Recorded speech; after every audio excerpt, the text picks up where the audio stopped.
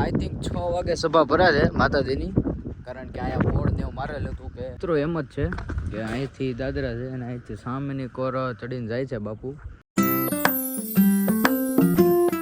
તો જાય દ્વારકાધીશ મિત્રો, કેમ છો બધા? મજામાં જશો તો આવી ગયો છો નવા બ્લોગ સાથે. તો મિત્રો હવે અત્યારે જવાનું છે બારેજા, એટલે કે અમદાવાદથી છે આગળ આવેલું છે જ્યાં મેલેડી માતાજીનું મંદિર આવેલું છે ત્યાં.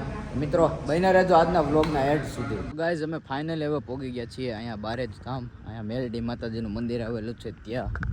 તો આ છે મેલેડી માતાજીનું મંદિર બારેજ ધામ. અને મિત્રો અહીંયા જે છે ને, અહીંયા સવારે લગભગ 9 થી 11 આસપાસ છે ને, અહીંયા લગભગ સભા કેવું કંઈક કાર્યક્રમ હોય માતાજીનો એ ભરાય છે. જો અહીંયા પબ્લિક એટલું થાય છે.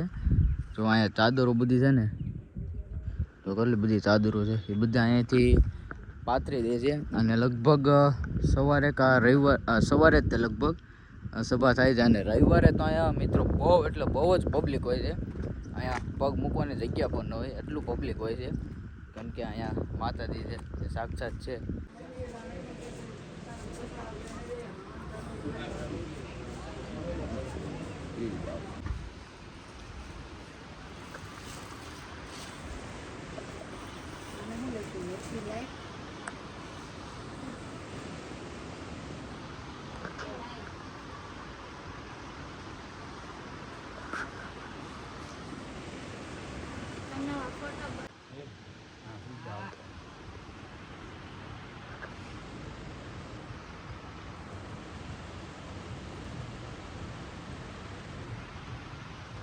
મિત્રો આઈ થિંક 6 વાગે સભા ભરા છે માતાજીની, કારણ કે અહીંયા બોર્ડ ને એવું મારેલું હતું કે 6 વાગે ભરાશે. તો જો સમય હશે તો હું તમને દેખાડીશ કે અહીંયા સભા કેવી રીતના ભરાય છે.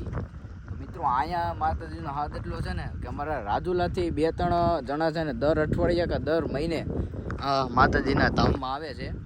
તો માતાજીનો એટલો બધો સાથ છે અહીંયા બારેજા ધામમાં.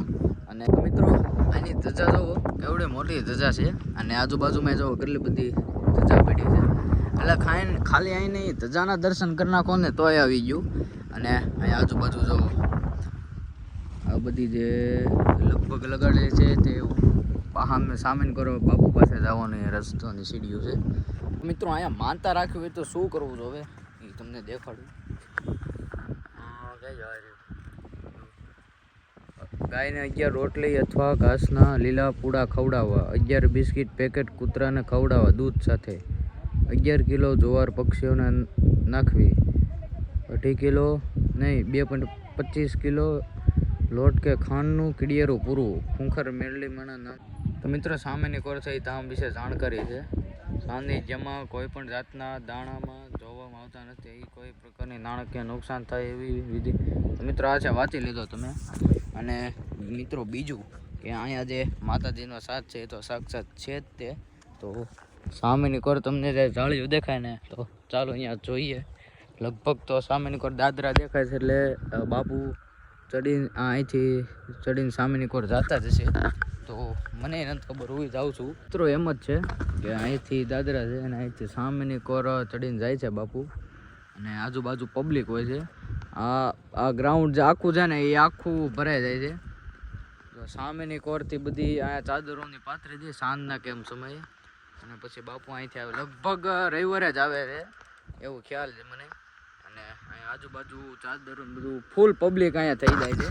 અને અહીંયા રવિવારે પબ્લિક પણ ટૂંકે પડે એટલું પબ્લિક થઈ જાય છે. તો મિત્રો અને મિત્રો અહીંયા ભોજનની પણ વ્યવસ્થા છે, અહીંયા પ્રસાદી માટેની પણ વ્યવસ્થા છે. આ મંદિર છે એની આજુબાજુ કંઈક છે. અને અહીંયા લગભગ વિશ્રામ ગૃહ નથી લાગતું. અને સામેની કોર જે છે ને તે લગભગ ભોજનનું છે, અને અહીંયા મંડપનું છે લગભગ. મિત્રો હવે અત્યારે પડી ગઈ છે સાંજ, અને અત્યારે થઈ ગયા છે દર્શન, ખુલી ગયા છે, સમય થઈ ગયો છે. તો હવે જવાનું છે દર્શન કરવા. તો મિત્રો અમે અહીંયા બેઠા 3 થી 4 કલાક લગભગ બેઠા છીએ, કારણ કે દર્શન તો ખુલ્લા જ હતા. પણ અહીંયા થોડુંક મારા માસીના છોકરાને થોડુંક કામ હતું, એટલે એ પતાવવા અહીંયા બાજુનું કંઈક ગામ છે અહીંયા ગયો હતો. એટલે અમે અહીંયા મંદિરમાં બેઠા હતા અને માતાજીના દર્શન કરી અને હવે લગભગ જવાનું છે ઘર બાજુ. તો બન્યા રહેજો મિત્રો કન્ટિન્યુ. મિત્રો હવે અત્યારે વાગી ગયા છે 6, પણ અહીંયા હજી કાંઈ દર્શનનું નથી ખુલ્યું. તો લગભગ મને લાગે છે કે રવિવારે જ હશે, કેમ કે આડા દિવસે તો બધા કહે છે, પણ લગભગ 2-3 જણાએ કીધું પછી ખોટું છે.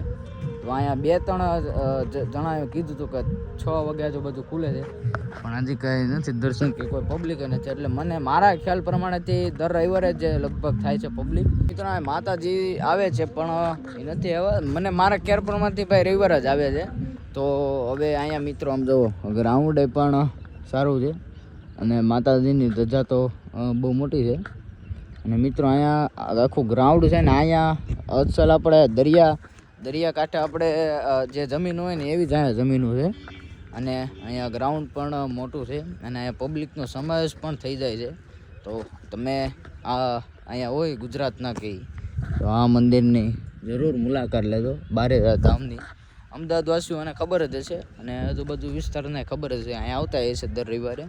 તો તમે ન જોયું હોય તો અહીંયા આવજો. તો બન્યા રહેજો મિત્રો કન્ટિન્યુ. અમારે આવી ગયા છે ક્રિશભાઈ, કંઈક તમારો અભિપ્રાય આપો ક્રિશભાઈ. વાહ નીલભાઈ, આજ તો આપણે માતાજીના ધામમાં આવ્યા છીએ, બારેજા ધામ ખૂંખાર મિલડીમાના. અદ્ભુત અનુભવ છે, ઉર્જા અનોખી છે અને તમને પણ આપ સૌ આપના વિડીયોના બ્લોગ દ્વારા જોઈ શકો છો કે શું કેવી જગ્યા અને કેવું સ્થળ આ બનાવેલું છે.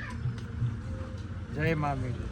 મિત્રો હવે માતાજીના મંદિરે દર્શન કરીને હવે જઈએ છીએ અમદાવાદ ઘર તરફ. તો બન્યા રહેજો કન્ટિન્યુ. હવે અમારે અત્યારે આવી ગયો છે ચાનો વોલ્ટ, જો સાવરિયા રજવાડી ચામાં અમદાવાદમાં. અમારી સાથે છે દીદી. તો કયો દીદી તમે શું કહું એમ જ કહેવાનું. તું નથી પીધી રહેવા દે. તો મિત્રો અમારે દીદી બેન છે ને હમણાં એમ કહેતા હતા કે ચા સાથે અમારે છાશ પીવી છે. ચા ને છાશ અમારે છે ને દીદી બેન ને ચા અને છાશ બી ભેગું કરવું હતું.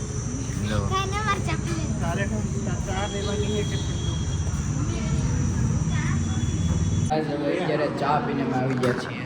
ક્યાં શું ખાવા તારે શું ખાવું છે? અને હે તો મિત્રો આને છે ને અમારે બેન હોય મને હોય જ છે, તો ભાઈ ઢોસા નથી ખાવાનું.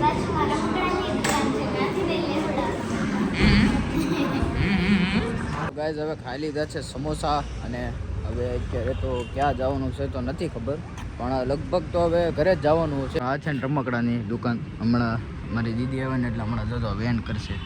આવી ગઈ છે આ ધ્વનિ. અહીંયા જો જો એ તારે શું લેવું છે? હે શું લેવું છે? હે રમવા જેવડી છો? હે નાખો દે રમવા જેવડી છો? ઓ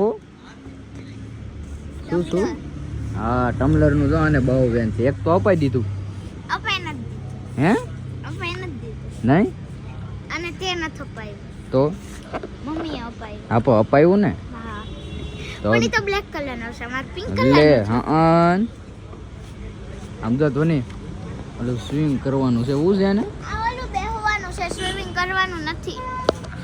તો ઓલું તો છે જો આમે આ પકડો. મારી પાસે ડાગલા વાળું છે. તો હજી બાળક છો રમવા જેવડી છે. હે કી જાવ અહીંયા જો ઓલો કપ છે. કયો કપ? હા ટમ્બલર છે. પછી એક તો છે ને તારી પાસે ટમ્બલર છે, કપ છે ને તારી પાસે.